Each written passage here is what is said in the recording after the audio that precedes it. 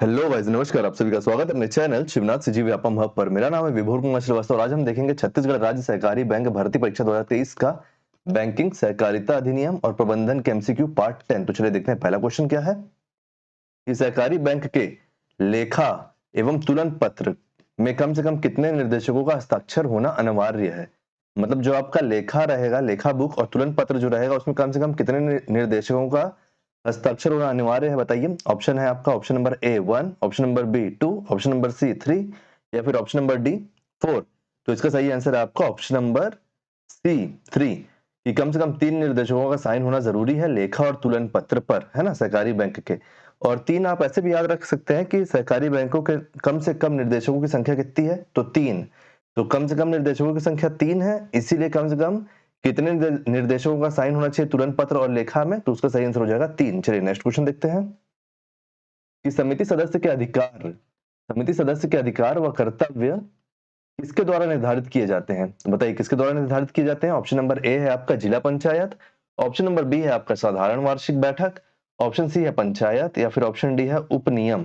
तो इसका सही आंसर है आपका उपनियम की अधिनियम के उपनियम के अनुसार समिति सदस्य के अधिकार व कर्तव्य निर्धारित किए जाते हैं और इनको बताता कौन है, तो इसको बताता है आपका रजिस्ट्रार बताता है आपका उपनियम के अनुसार। चलिए नेक्स्ट क्वेश्चन देखते हैं कि भारत में औद्योगिक वित्त का शीर्ष संगठन कौन सा है। मतलब फाइनेंशियल आपका इंडस्ट्रियल फाइनेंस का सबसे बड़ा संगठन कौन सा है। आपका ऑप्शन नंबर ए है आईडीबीआई, मतलब industrial development bank of India, option number B है industrial finance corporation of India, option C है industrial credit and investment corporation of India या फिर option number D none of this, मतलब इनमें से कोई नहीं। तो बताइए इसका सही आंसर क्या हो जाएगा। तो इसका सही आंसर है आपका option A industrial development bank of India, जिसको आप आईडीबीआई के नाम से भी जानते हो। और आईडीबीआई की स्थापना कब हुई, तो इसकी स्थापना हुई 1964 में। इसकी स्थापना हुई और आपका इसका हेडक्वार्टर कहां पे है, तो इसका हेडक्वार्टर है मुंबई में। और ये आपका सबसे बड़ा इंडस्ट्रियल फाइनेंस बैंक है इंडिया में, है ना। और सबसे अगर ओल्डेस्ट बोलेगा तो सबसे ओल्डेस्ट है आपका आईएफसीआई। और ये कब बना था, ये बना था आपका 1948 में। आईएफसीआई का फुल फॉर्म क्या है, तो ये है आपका industrial finance corporation of India, जो आपका ऑप्शन नंबर बी में है। तो चलिए देखते हैं नेक्स्ट क्वेश्चन क्या है कि बहुराज्य सहकारी सोसाइटी किस अधिनियम के तहत रजिस्ट्रीकृत होती है। मतलब बहुराज्य सहकारी सोसाइटी किस अधिनियम के तहत रजिस्ट्रीकृत होती है। तो आपका ऑप्शन नंबर ए है जिला स्तर, ऑप्शन नंबर बी है संभाग स्तर, ऑप्शन नंबर सी है राज्य अधिनियम या फिर ऑप्शन नंबर डी है केंद्रीय अधिनियम। तो इसका सही आंसर है आपका केंद्रीय अधिनियम, क्योंकि ये 2 राज्यों में होती है ना, 2 राज्यों में, 2 या 2 से अधिक राज्यों में। बहुराज्य बोल दिया ना, बहुराज्य मतलब 2 या 2 से अधिक राज्यों में रजिस्ट्रीकृत होती है ये केंद्रीय अधिनियम के तहत। चलिए नेक्स्ट क्वेश्चन देखते हैं कि निम्नलिखित में से कौन सा वाणिज्यिक बैंक नहीं है। वाणिज्यिक बैंक का मतलब commercial bank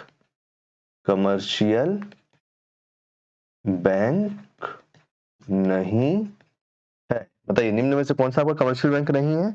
option A HDFC bank, option B ICICI bank या फिर option number C Yes bank, option number D LIC housing finance limited.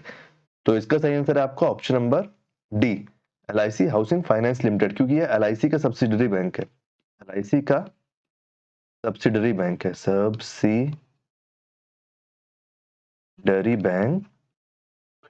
Subsidiary bank और ये होम लोन प्रोवाइड करता है।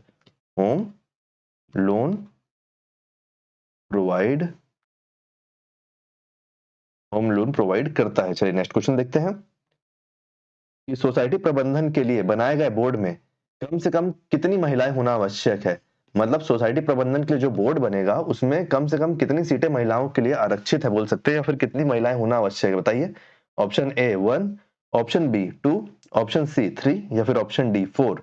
तो इसका सही आंसर आपका ऑप्शन बी 2, कम से कम बोर्ड में 2 महिलाएं होनी चाहिए। चलिए नेक्स्ट क्वेश्चन देखते हैं कि जिला सहकारी बैंक के कामकाज को कौन सी संस्था नियंत्रित करती है। तो बताइए कौन सी संस्था नियंत्रित करती है जिला सहकारी बैंक के कामकाज को। RBI, option A RBI, option B SBI या फिर ऑप्शन सी सेबी या फिर ऑप्शन डी आपका पीएनबी। तो इसका सही आंसर है आपका ऑप्शन ए आरबीआई की आरबीआई जिला सहकारी बैंक को नियंत्रित करती है। तभी तो अपन तुलन पत्र और बैलेंस शीट वगैरह अपन किसको भेजते हैं, आरबीआई को भेजते हैं, और आरबीआई के साथ साथ किसको भेजते हैं, नाबार्ड को। कभी आएगा कि सहकारी बैंक अपना किसको भेजता है समिति, अगर अपना बैलेंस शीट किसको भेजता है तो उसमें आएगा आरबीआई और आपका नाबार्ड। और आपका काम काज की देखरेख कौन करता है जिला सहकारी बैंक की, तो वो करता है आरबीआई। चलिए नेक्स्ट क्वेश्चन देखते हैं कि सोसाइटी प्रबंधन के लिए बनाए गए बोर्ड में अधिकतम कितने सदस्य हो सकते हैं, अधिकतम कितने सदस्य हो सकते हैं बताइए। 20, option A 20, option B 21, option C 22 या फिर ऑप्शन डी 23। तो इसका सही आंसर आपका ऑप्शन नंबर बी 21 कि अधिकतम 21 मेंबर हो सकते हैं बोर्ड में, और जिसमें कम से कम 2 महिलाएं होनी चाहिए, कम से कम 2 महिलाएं होनी चाहिए। प्रीवियस क्वेश्चन में अपन देखे थे ना।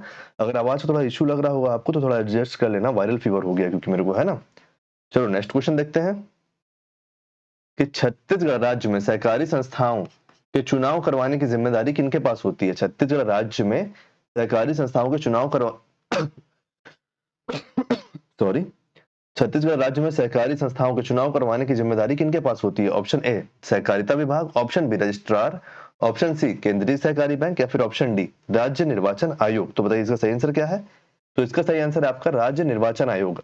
आपका यहाँ पे ऐसा भी क्वेश्चन बन सकता है कि छत्तीसगढ़ राज्य में सहकारी संस्थाओं के चुनाव के लिए कौन सा नोडल संस्था है, तो नोडल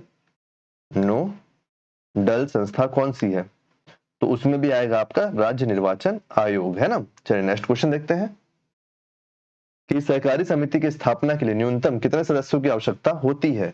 तो इसका आंसर तो आपको पता ही होना चाहिए अगर आप तैयारी कर रहे हैं तो, कि option A 5, option B 10, option C 15 या फिर ऑप्शन डी 20। तो इसका सही आंसर आपका ऑप्शन नंबर बी 10। इस क्वेश्चन को मैं फिर से इसलिए लेके आया क्योंकि हमने जो पहला वीडियो बनाया था उसके एक क्वेश्चन में मैंने गलती से 5 बोल दिया था, जिसको मैं कमेंट में आपको सुधार के भी दिया था। तो इसलिए मैं बोला कि इसको दोबारा ले आता हूँ क्योंकि अभी आपका रिविजन चल रहा है ना। तो सहकारी समिति की स्थापना के लिए न्यूनतम कितने सदस्यों की आवश्यकता होती है, तो न्यूनतम 10 सदस्यों की आवश्यकता रहती है। उम्मीद करता हूँ गाइस कि वीडियो आपको पसंद आया होगा। इसके जो पूरे प्लेलिस्ट का लिंक है उसका मैं इसका जो पूरा प्लेलिस्ट है उसका लिंक मैं आपको डिस्क्रिप्शन में दे दूंगा, तो उसको भी जरूर चेक कीजिएगा। वीडियो अगर पसंद आया तो वीडियो को लाइक कीजिए, वीडियो को शेयर कीजिए, और आने वाले वीडियो के लिए चैनल बने रहिए, चैनल को सब्सक्राइब कीजिए। Thank you.